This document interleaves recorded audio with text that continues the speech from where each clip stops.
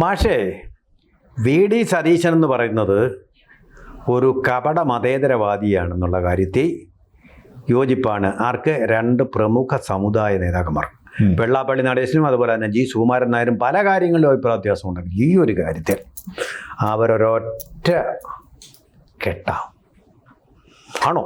അവരെ യോജിപ്പിലേക്ക് കൊണ്ടുവന്നതിൽ ഒരു വലിയ ഘടകം, വലിയ പങ്ക് വഹിച്ചിട്ടുണ്ട് ഈ നമ്മുടെ വി.ഡി. സതീശൻ എന്ന് പറയുന്ന വ്യക്തി. രാഷ്ട്രീയം എന്ന് പറയുന്നത് ഒരു ഗെയിമാണ്. ആ ഗെയിമിൽ സാധാരണഗതിയിൽ ഒരാൾ ഗോൾ അടിക്കാനായിട്ട് ശ്രമിക്കുമ്പോൾ ഔട്ട് പോകാതിരിക്കാൻ ശ്രദ്ധിക്കണം. ക്രിക്കറ്റിൽ നമ്മൾ സ്റ്റംപ്ഡ് ആകുന്ന രീതിയിൽ, ഔട്ടാകുന്ന രീതിയിൽ ഓട്ടത്തിനിടക്കും ഡക്കാകാതിരിക്കാനും, ഇത് അതായത് ക്യാച്ച് കൊടുക്കും, ഇതൊന്നും ചെയ്യാൻ പാടില്ല എന്നുള്ളതാണ്. പക്ഷെ സതീശൻ കൊടുത്തു. സതീശൻ നല്ല ഗംഭീരമായ ക്യാച്ച് കൊടുത്തു. വെള്ളാപ്പള്ളി നടേശനും കൊടുത്തു, ശ്രീ സുകുമാരൻ നായർക്കും കൊടുത്തു. അപ്പൊ എന്താ സംഭവം എന്ന് വെച്ചിട്ടുണ്ടെങ്കിൽ, കേരളത്തിലെ ഒരു പ്രബല വിഭാഗമാണ് ഞങ്ങളെന്ന ആത്മരതിയിൽ നിൽക്കുന്നവരാണ് ഈ രണ്ട് സമുദായങ്ങളും. പക്ഷെ പിന്നാമ്പുറം വളരെ ശൂന്യമാണ്. ഉമ്മറം വളരെ അലങ്കരിച്ച് വെച്ചിട്ടുമുണ്ട്. പിന്നാമ്പുറത്ത് നടക്കുന്ന ഇവരെ അറിഞ്ഞുകൂടായിരുന്നു, അല്ലെ അറിഞ്ഞെങ്കിലും പ്രതികരണ ശേഷി ഇല്ലായിരുന്നു. തന്നെയുമല്ല, ഹൈജാക്ക് ചെയ്ത് വെച്ചിരിക്കുകയായിരുന്നു രണ്ട് പാർട്ടികൾ. കോൺഗ്രസ്സുകാര് NSSനെയും LDF ശ്രീ വെള്ളാപ്പള്ളി നടേശനെയും പല കാരണങ്ങൾ കൊണ്ട് ഹൈജാക്ക് ചെയ്ത് വെച്ചിരിക്കുകയായിരുന്നു. എന്നാൽ അതായത് കർണാടകത്തിലെ ലിംഗായത്ത് വിഭാഗത്തെ പോലെ തന്നെ അല്ലേ? ഏകദേശം അങ്ങനെയും നമുക്ക് പറയാം. അതായത് ഇവരുടെ പിന്നിൽ ചില പ്രശ്നങ്ങളുണ്ട്. എല്ലാ സമുദായ സംഘടനകളുടെയും പിന്നിൽ കണക്കിന്റെയോ അല്ലെങ്കിൽ അതിനോട് ബന്ധപ്പെട്ട പല കാര്യങ്ങളൊക്കെ ഉണ്ടാകും. അതില്ലാത്ത സമുദായ സംഘടനകളൊന്നുമില്ല. പക്ഷേ ഞങ്ങൾക്കൊരു പ്രശ്നം വന്നാൽ തെരുവിലിറങ്ങി പ്രതിഷേധിക്കാൻ പറ്റുന്നവരാണെന്ന് മറ്റ് സംഘടനകൾ കാണിച്ചു കൊടുത്തപ്പോഴും NSSും SNDPയും അങ്ങനെയല്ല, നയതന്ത്രപരമായ ഒരു രീതിയാണ് പാലിച്ചു വന്നത്. അതിന്റെ ഭാഗമായിട്ട് സതീശനെ പോലുള്ളവർക്ക് തോന്നി എന്തും പറയാം, വഴിയിൽ വെച്ചിരിക്കുന്ന ചെണ്ടയെ പോലെ എപ്പോ വേണേലും എടുത്ത് കൊട്ടാമെന്ന് തോന്നി. ഇവർ കുറെ നാളായിട്ട് കൊട്ടുകൊള്ളുന്നു. ശ്രീ വെള്ളാപ്പള്ളി നടേശന്റെ ഒരു പ്രത്യേകത, അദ്ദേഹം ഇടയ്ക്കിടയ്ക്ക് ചാനലുകൾക്ക് അഭിമുഖം കൊടുക്കുന്നയാളാണ്.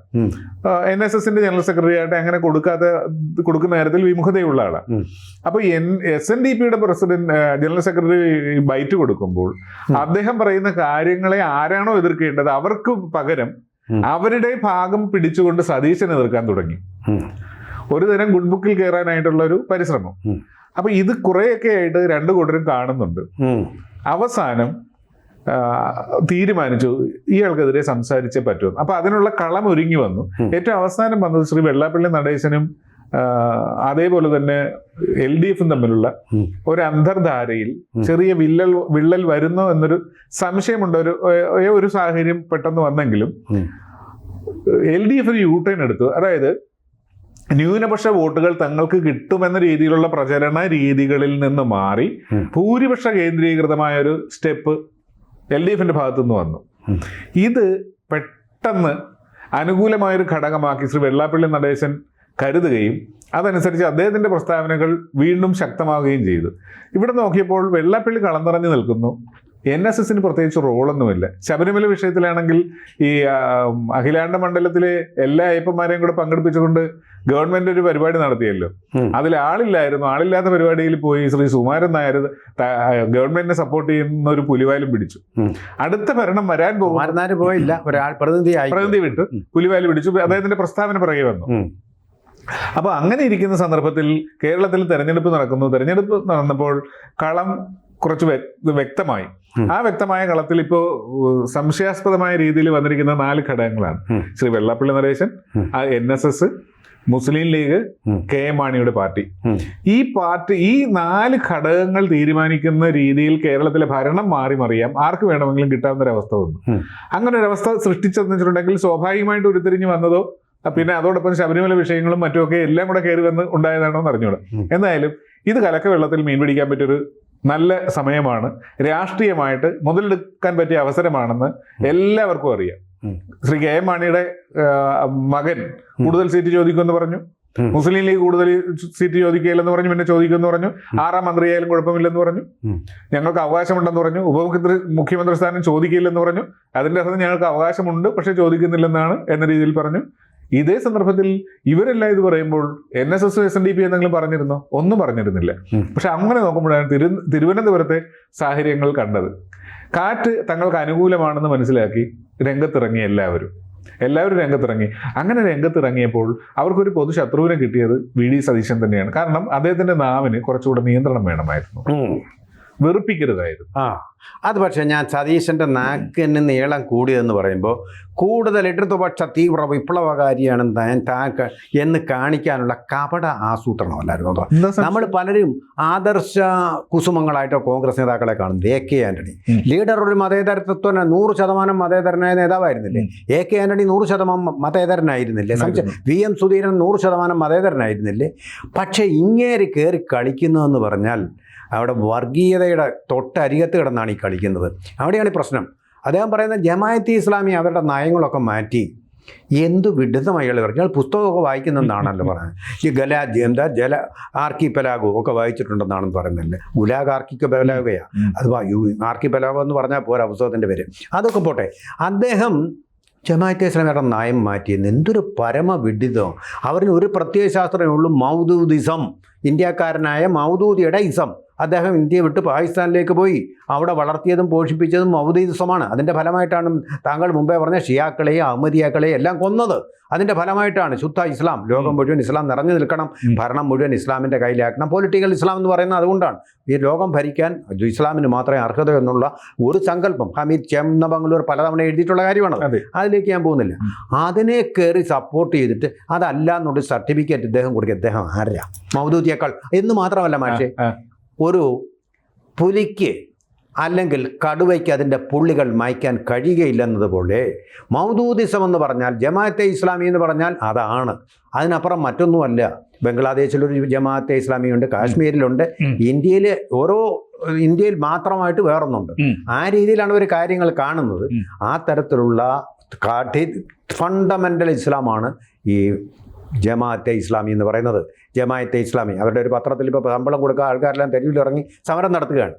അവർക്ക് ഫണ്ടൊക്കെ കിട്ടുന്നുണ്ട്, ഇഷ്ടം പോലെ കിട്ടുന്നുണ്ട്. അവർ പറയുന്നത് നിങ്ങൾ വേണമെങ്കിൽ പോയിക്കോ, ഞങ്ങൾക്കൊരു കുഴപ്പമില്ല, ഞങ്ങൾ കരാർ തൊഴിലാളികളെ എടുത്തോളാം, ഞങ്ങൾക്ക് ശമ്പളം തരായപ്പോൾ മനസ്സില്ലെന്ന്. 2 മാസത്തോളമായിട്ട് ശമ്പളം കൊടുത്തിട്ടില്ല. പക്ഷേ അങ്ങനെ പിള്ളേർ തെരുവിൽ കിടന്ന് മുദ്രാവാക്യം വിളിച്ചും കൊണ്ടിരിക്കുക. അങ്ങനെ ഒരു സംഭവം ഒക്കെ നടത്തുന്ന എന്ത് കാരുണ്യമാണ് ജമാഅത്തെ ഇസ്ലാമി നടത്തുന്ന പത്രത്തിലായി, മാധ്യമം പത്രത്തിൽ. എന്ത് കാരുണ്യം അവർക്കുണ്ട്.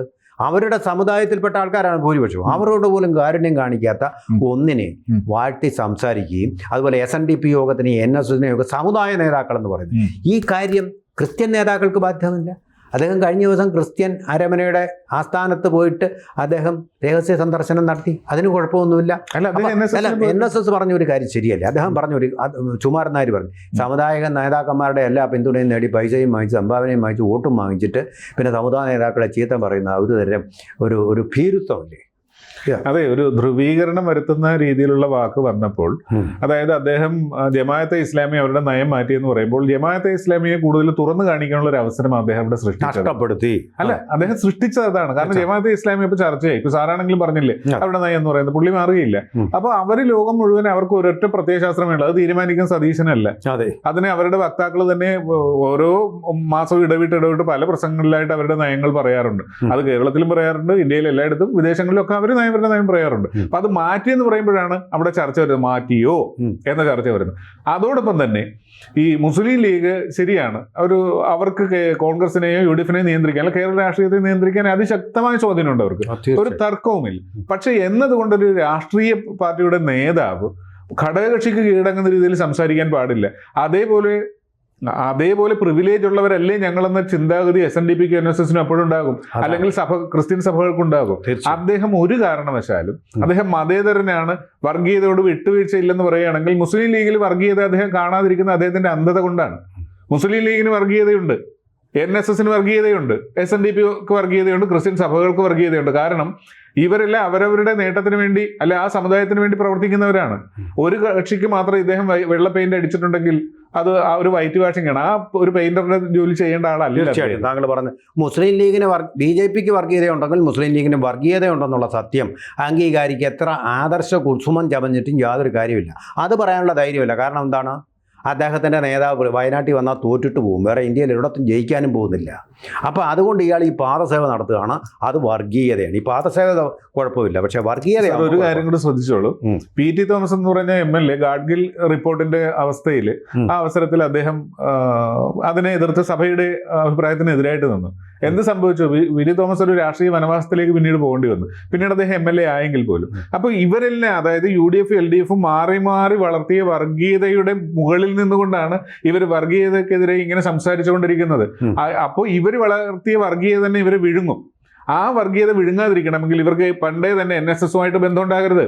അത് SNDP ആയിട്ട് ഇവിടുത്തെ ഒരു രാഷ്ട്രീയ പാർട്ടിക്കും ബന്ധം ഉണ്ടാകരുത്. ലീഗുമായിട്ടും സഭകളുമായിട്ടും ഒരു ബന്ധവും ഇല്ലാത്തൊരു സാഹചര്യത്തിലാണെങ്കിൽ സതീശൻ എന്ന് പറഞ്ഞാൽ ധാർമ്മികമായിട്ടുള്ള അവകാശമുണ്ട്. ഇവിടെ കാണുന്നത് എന്താന്ന് വെച്ചാൽ, മതത്തിനു വേണ്ടി സംസാരിക്കുന്ന സഭകൾക്കും അവരുടെ പക്ഷം പിടിച്ചും, അതുപോലെ മതത്തിനു വേണ്ടി സംസാരിക്കുന്ന മുസ്ലിം ലീഗിൻ്റെയും പക്ഷം പിടിക്കുകയും, വികസനത്തിന് വേണ്ടി പറയുന്ന BJP വർഗീയമാണ് എന്ന് പറയുകയും ചെയ്യുന്നതാണ് അവർ ഇരട്ടത്താപ്പ അല്ലെങ്കിൽ കാപട്യം. മറ്റൊരു അപകടം കൂടെ ഉണ്ട് ഇതില്. അതായത് അദ്ദേഹത്തിന് അടുത്ത മുഖ്യമന്ത്രിയാകണം കോൺഗ്രസിൽ. ആരാണ് സപ്പോർട്ട് ചെയ്യേണ്ടത്? ഘടകകക്ഷി. ഇപ്പോൾ മുസ്ലിം ലീഗിന്റെ ഒരു പിന്തുണ ഇല്ലാതെ അവർ തീരുമാനിക്കുന്ന രീതിയിൽ കാര്യം വരുമെന്ന് നമ്മൾ കുറെ നാളുകളായിട്ട് കാണുന്നുണ്ട്. അതിന് ഇവർ കിടന്ന് പരസ്പരം മത്സരിക്കുകയാണ്. അപ്പൊ എന്ത് സംഭവിച്ചു? ഈ പറയുന്ന പാർട്ടിയുടെ ലീഗിന്റെ പുറകെ സതീശൻ പോയപ്പോഴേ രമേശ് ചെന്നിത്തല നേരെ NSSന്റെ ആസ്ഥാനത്തേക്ക് വെച്ചു പിടിച്ചു. NSS എന്ത് ചെയ്തു? ഞാൻ ഒറ്റക്ക് നിന്നാ പറ്റുകയില്ല, അനിയ നീയും പാടാ രാമ ലക്ഷ്മണ എന്ന് വിളിച്ചവരല്ലേ, അവർ ഒന്നിച്ചു തന്നു. ഇതിന്റെ ആവശ്യം സതീശന് ഉണ്ടായിരുന്നില്ല. അതെ, സതീശ താങ്കൾ കണ്ടുപഠിക്കേണ്ട ഒരു ഇസ്ലാം മതത്തിൽ പിറന്ന ആര്യാടൻ മുഹമ്മദാണ് യഥാർത്ഥമായിട്ട് ആദർശം വാക്കിൽ മാത്രമല്ല പ്രവൃത്തിയിലും കാണിച്ചിട്ടുള്ളത്. അതാണ് ഒരു ദേശീയ മുസ്ലിമിൻ്റെ.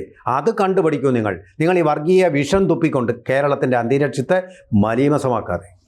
കൂടുതൽ വാർത്തകളും വിശേഷങ്ങളും നിങ്ങളിലേക്ക് എത്താൻ ABC മലയാളം സബ്സ്ക്രൈബ് ചെയ്യുക, ബെൽബട്ടനും അമർത്തുക.